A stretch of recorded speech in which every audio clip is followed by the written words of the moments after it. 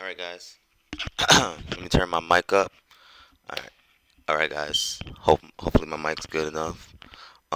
This is the second market dive since your recovery. We out here, gang, gang, gang. Nah.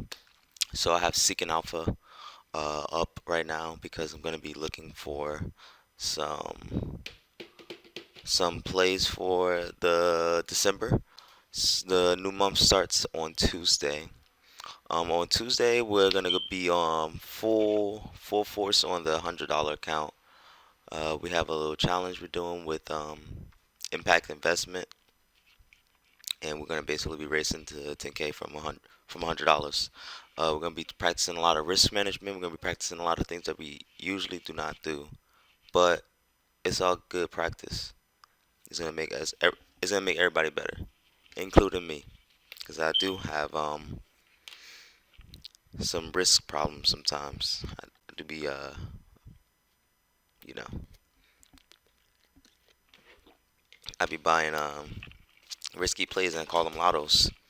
That's why I post them and say that it's a lotto. Is the purpose of those is to be risk, high reward type of plays. But with the $100 account, we probably won't be doing any of those until we get to like maybe 5K. All right. Moving forward, we're gonna be doing we're gonna do our charts on Thinkorswim at the beginning, and maybe 10 minutes later, like 10 minutes down the line, we're gonna go back to Thinkorswim and finish up the video. Um, we're not gonna be talking about anything new per se, um, indicator wise or anything like that. I might go over what certain things mean very briefly if I feel like I haven't explained it before. But yes, we're gonna be on TradingView. TradingView is it's just a charting website that's pretty much universal. That's why I decided to use it because not everyone is going to be on Thinkorswim, so not everyone will be able to use the same like charting.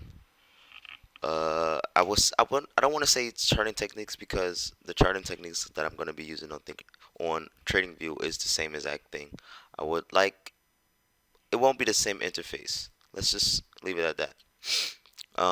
First things first, let's let me show you what I have set up for my indicators here. Let me pull up the SPX 500 index really quickly. Just wanted to see what this was. Alright. Oh yeah. Um, actually, I want to pull up SPY. The reason I want to pull up SPY is because the VWAP doesn't the VWAP doesn't show the on SPX. Alrighty, that's what was my Fibonacci extensions that I have to delete. Alrighty, alrighty. So here we are looking at SPY. So the first thing I have is my SMA 300 and 200 close. You guys won't be using TradingView Premium, so I'll just show you how to get to what you need to get without using too many indicators. I think they only allow you to use three or so. So first things first, um, you'll need to get a SMA combination. Um, actually, let me show you something. You don't even need the SMA combination um, necessarily because I want to show you guys the Bollinger Band. I want to have Bollinger Bands on here. I want to have the VWAP, and I also want to have my SMA. Alrighty. So the main things I want you guys to be looking to get on your charts on TradingView. Like I said, I do not remember precisely if it's two indicators or three. Um, just type in Bollinger Bands built in. Since I gotta update indicators, see, I only have five, and I have the Pro plan. It's crazy. Um, I remember. what I had. Okay, so we're gonna get some Bollinger Bands. Bop. We have our Bollinger Bands right here. We're gonna have to change the settings a little bit. So we're gonna go to our little cog on the top left. We're gonna change our length to 14. That means that the Bollinger Band is on a 14-day average. So we do not have to have our 14 simple moving average. We're gonna I like to turn off the top and bottom because I have this little background thing here. On Thinkorswim, there's no background thing. Well, I don't use it. Um, so it's totally personal preference. I'm going to turn it off and I'm going to add another indicator. I'm going to be adding the simple moving average. Just a simple moving average. It says simple moving averages from stocks and box. This is perfect. Okay, so we have our simple moving averages right here from stocks and box.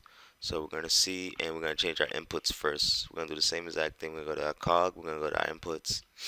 We're going to change our estimate to 14. I mean, my apologies. We already have a 14-day simple moving average with our Bollinger Band.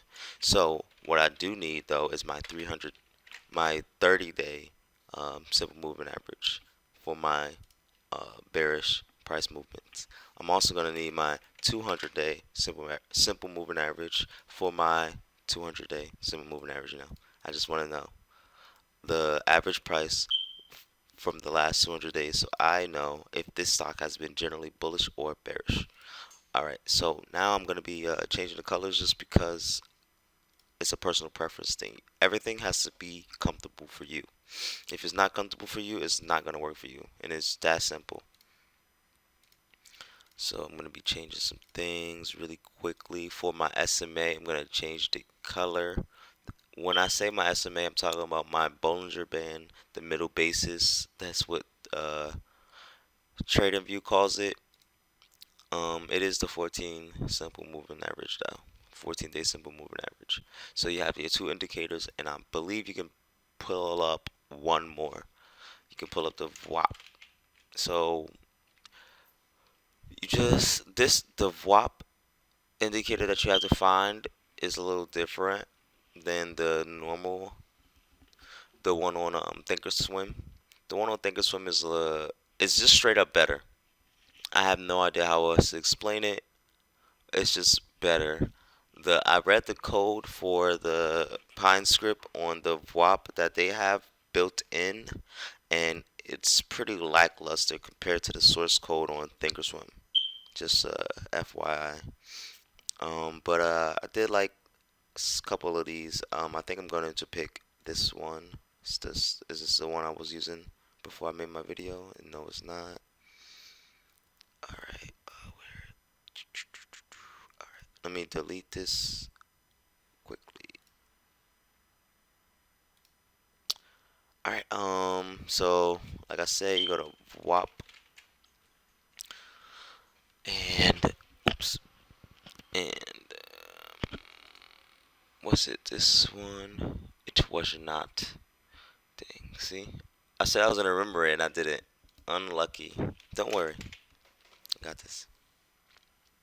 I think it's this one. It was this one. Yes. Okay. So this WAP looks very different from our last, and it looks different just because it's TradingView is a different platform. It tells you generally the same things. This isn't the exact one I had actually, so I'm going to find it and get back to you guys. Okay. All right. I'm back. I found it, and it wasn't. It was basically a RSI, VWAP, like combination indicator. I decided actually I wanted to use that because, like I said, we're gonna be checking our Thinkorswim charts after this. After a few charts on here, I just want to be able to show everyone that doesn't have a Thinkorswim account what's going on, basically, so they can do it as well on whatever charting platform they have. So yes, these are the three indicators that you should try to get. If you can't get the RSI WAP indicator, that's perfectly fine. Like I said, we're gonna be on the Thinkorswim charts later on, where you are able to see. So it's not a big deal. All right. First things first, we're gonna check out these stocks. We're probably gonna get down to plug because I did kind of a long explanation of things, so I don't want to say we can get down all of them and we don't. So let's start with CVX. Let's start with CVX. Alrighty. So CVX, we traded last week. Um, we traded it. We bought it around here. I'm pretty sure we bought it around here.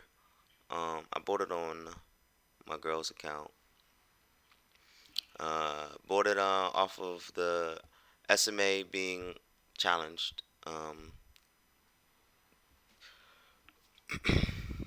What I mean by that is that once we crossed the SMA, we had a retest of it a couple times. We had a retest the same day we crossed it, and we did not fail that retest. We go into after hours and market opens. We have another retest, and we bounce off of it. And throughout the day, um, we pump over and we don't go to our 200 SMA again, but we start to trade close to it. The 200 SMA on November 5th was 7102, and we closed at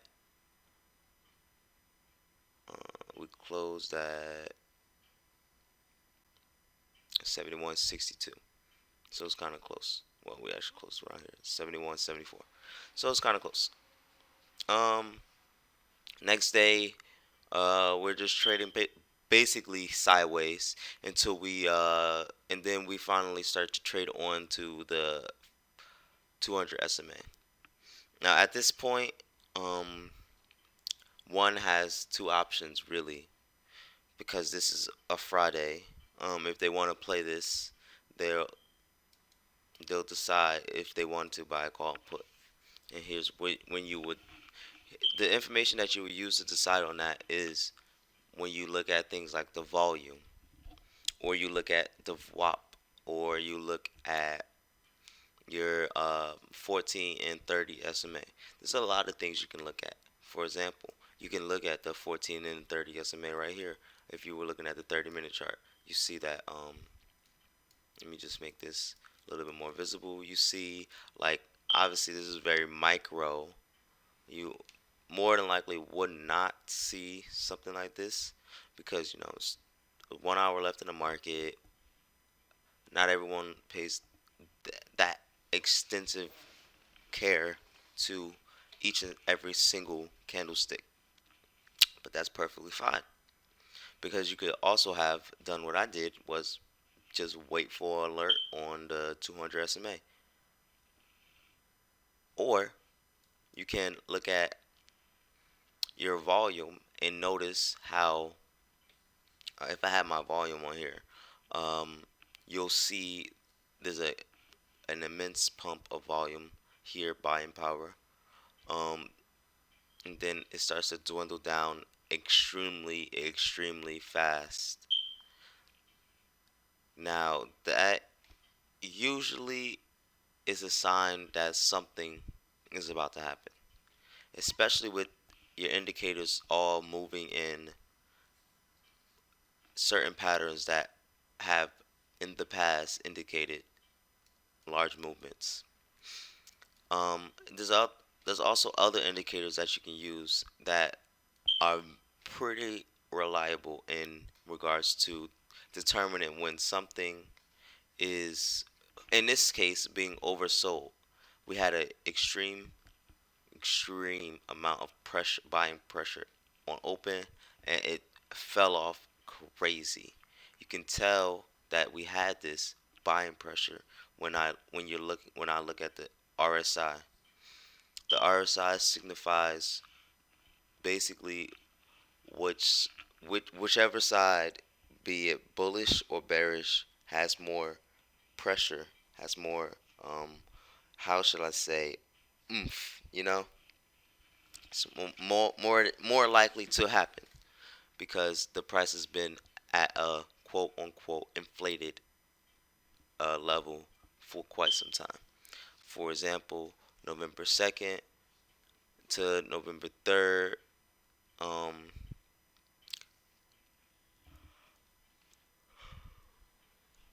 sorry, the price, the price, right here you can see the price within the last 17 days was extremely low, and then all of a sudden in 2 days we have a price movement of about 65 to about 10 points. um Percentage wise, that's uh what is that, like 18%, 18% in 2 days on a oil stock that usually trades very slow. It's fishy. And not and everybody knows that. Everybody that is trading this stock knows that it's something fishy. It has a lot of buying power. So people go and check the RSI, which quite literally removes the human aspect of it and tells you if it has been overbought comparative to the last 17 days. It's very important. Overbought from the looks of it right now. See, I didn't code this myself, but the overbought margin is usually 80, over 80, and the oversold is usually under 20. But eyeballing it, I would say overbought for CVX is about 50, about 55 if I wanted to be generous, and the oversold is about under 40. So when I say those numbers are important when using RSI on TradingView, because if you're over, let's say the number I said before, 55. If you're over 55 and you do not have a position, it is not a wise decision to get in a position because we're getting closer and closer to being overbought, and that leads to selling pressure. If if you see CVX RSI going closer towards 40, and then it starts to go under 40, and this is a safe time to buy. And the safest time to start to think about selling will be when the RSI is starting to approach or is at 55 or higher.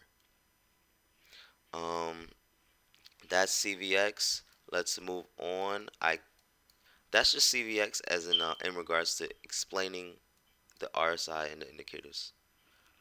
Probably gonna get through actually only three stocks because I explained the RSI indicator, and I feel like TradingView makes it pretty dummy proof for like learning how to use it and how to really figure out what's going on. I can zoom out to 30, like 3 hours, whatever, and then you see we was only technically oversold in September, but we had a bullish run. Oh wow, this oversold meter is actually at like way lower than, like, not way lower than 20, but anyways, the reason I say that is because on October 29th we really hit a buy point, like extreme buy point, and it's not showing a long position, so the code is kind of wonky. I mean, I would fix it myself, but not on stream, not on this video. Um, all right, let's draw some Fibonacci extension. Let's just see what's going on. Ooh, ooh, ooh. All right, there you go.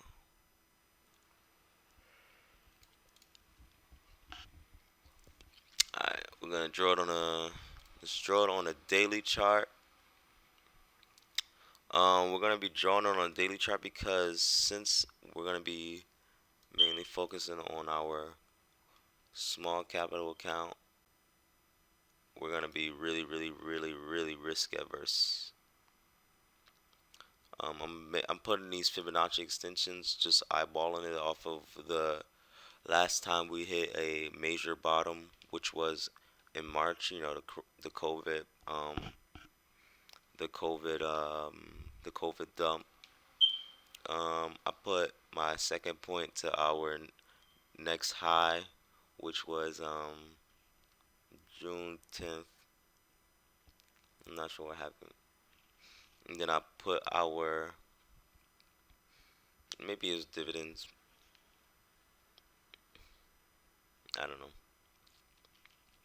I put my third point on our local bottom, the October 29th. That bottom was probably because the earnings week was coming up and shit was looking shaky probably. Let's move up. Let's move up. Let's go to our 30-minute chart. Let's start looking at some stuff. All right, let's look at some stuff. So we have an extension. All right, so the way Thinkorswim works is once you draw your Fibonacci extensions, the bottom three are, I would say, I wish I could. Oh, I can Control Z that. Nice. I the bottom three I would say are like obviously on was it obviously on TradingView. I mean Thinkorswim. It's 0%, 0%, 23%, 40%. So on and so forth. Same exact principle. The same exact principle. You can check it by clicking edit, and it says it right here. It has just the exact same ratios. I put the same exact ratios. Um, you got your coordinates, so you could be as precise as possible. Alrighty. So now that we have that set up, let's just zoom in really fast and see that a couple things happen so far. Now this is how I would literally analyze this chart. So firstly, I have my first Fibonacci extension. I want to change something really quickly though. It's like bothering me. It has a feel like it has a background color. Like that's just bothering me. All right, that's gone finally. Okay, so now that I have my Fibonacci extension for my all-time my bottom, my closest high, and my local bottom, I want to also start to draw a Fibonacci extension for possibly the last week or so. Maybe I draw it from the earnings from after this gap up. After this gap up, I can draw. If I use earnings, I draw bottom. I draw a bottom. I draw a top. I draw a bottom. Right.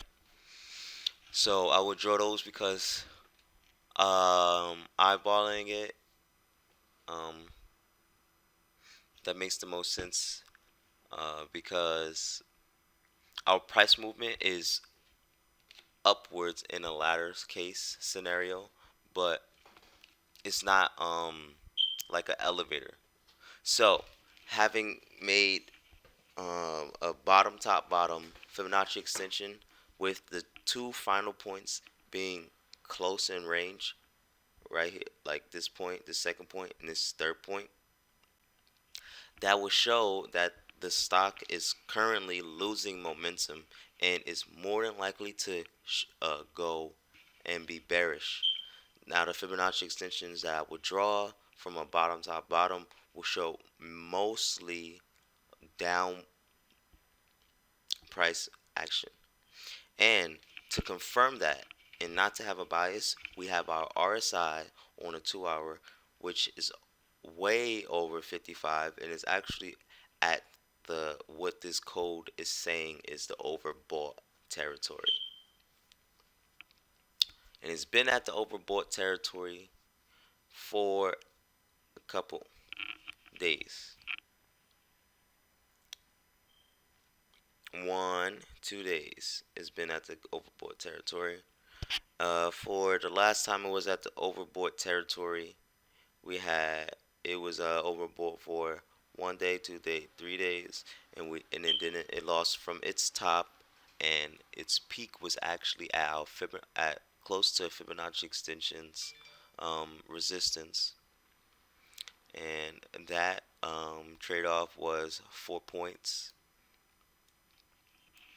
All right, so 4 point 4 point drop from the last oversold point.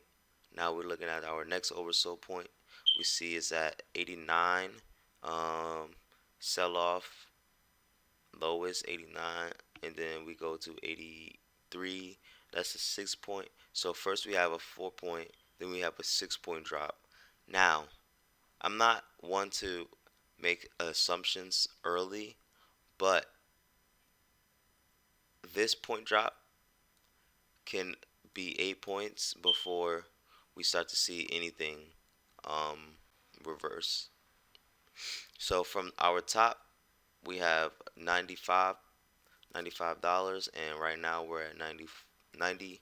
So granted that I want to be safe, if I say that we're gonna have 8 point drop, we're gonna be at 88. $88 is right here in the middle of a Fibonacci channel. But I will add an alert for $88 because I do want to see what happens when we lose 8 points from our oversold point. Let's see the video length. This video is about 27 minutes long.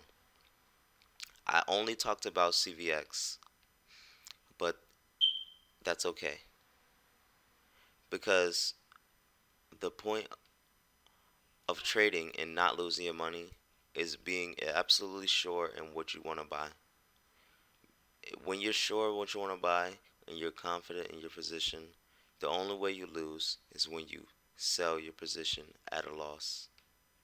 There's been many times this week that I sold a position at a loss because I felt that I already lost, but I didn't. I was lacking the confidence in my own technical analysis, and that's what led me to sell my positions. I sold PLTR absolutely way too early. I sold this CVX play absolutely way too early. It's just some things that need to be uh, talked about. Um, right now, I haven't created my whole watch list. Right now, this is my watch list. We see Twist 15 percenter. Twist didn't do so well yesterday. I'm just gonna pull the chart really fast. I'm not even gonna TA it. TWST. I just want to show you guys. You peep. You peep this. It's it's crazy. Had an earnings. Had an earnings dump. And the earnings dumps are usually 2 days. Usually 2 days to a week. I would say once you have buying pressure, um, like at the beginning of the day, like you can go like here. See, it said long. I would have went long. Probably, I would have went long right here after earnings. Like, I would have went long after the sell off. When once we get close to 40, like on CVX, because this is overbought territory. So you could start preparing to be long once. Well, you could be short, but personally, I don't like to be short because I get rolled by the bulls. But technically, you could be short here. after earnings, cash out. You probably would have cash out that week, boom. And then you go long once you see the RSI. You start selling your short position. Um, you start selling your short position the 25th, and you pick up a long position, like long, and then you go off, sis. But yeah, these are the play. These are the stocks that I'm be doing some TA on later on tonight. I may be posting some charts and shit. I'm gonna be doing one-on-ones with some people. Yep. So see y'all. See y'all when y'all see y'all.